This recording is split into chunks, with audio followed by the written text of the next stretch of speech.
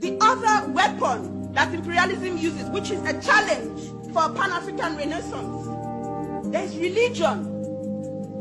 Some of us, you know, with all our radical rhetorics, it's shocking. We are still deeply Christian, deeply Muslim, deeply this, deeply everything but African.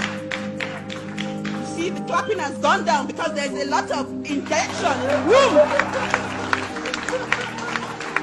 And we can't understand as long as you continue to see and to understand God and the Creator through the lenses of another race. You will never know freedom in your life. Never.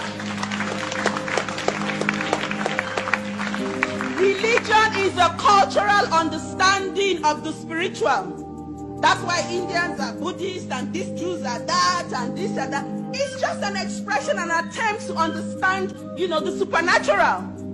So when we as Africans continue the denigration, you hear Africans say, oh, that's fetish. Like some people, you know, when they see the cowries, oh, that's fetish. Do you know what it is? You know, this is where the problem is here. In the head. In the head.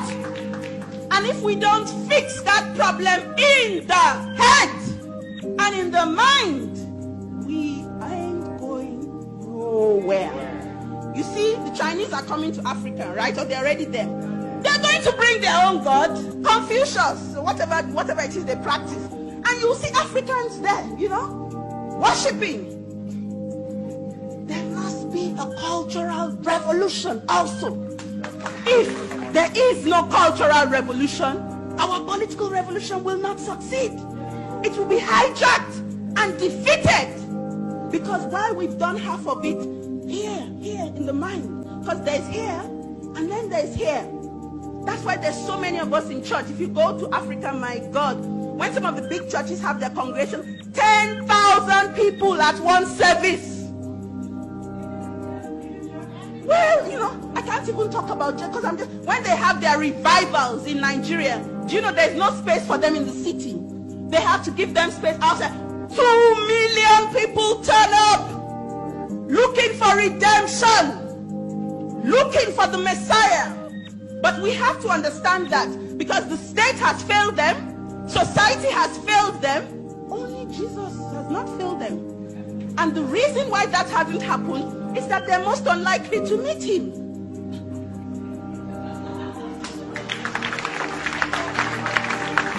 The same thing. And I don't mean to upset any of the Christians here. I come from a Christian home, a background, you know, a serious Catholics. My mom has got a big shrine in our house. All right? So I know what I'm talking about. But in coming into revolutionary consciousness, you begin to ask yourself questions. You begin to free your mind. If we want to get free. Because there's some of us who don't want to get free. I must tell you that. There are lots of, no, they want to be a bit more comfortable. They want to have access to the same privileges that white people have. Not understanding that Europeans had to steal our resources and murder our people before accessing those privileges. So, for those Africans who want the same privileges, I always advise them to go and look for a brand new race of people that they can exploit. A brand new territory somewhere that they can exploit in order to have those resources.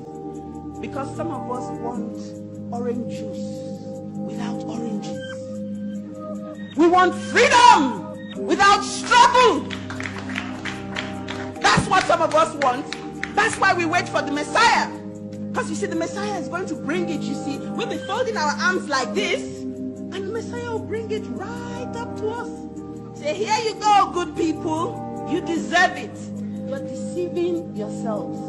And if we're not careful, in the next 30, 40, and 50 years, our children will come again. Whether we assemble in London, in Lagos, in Accra, in wherever, and have the same discussion all over again.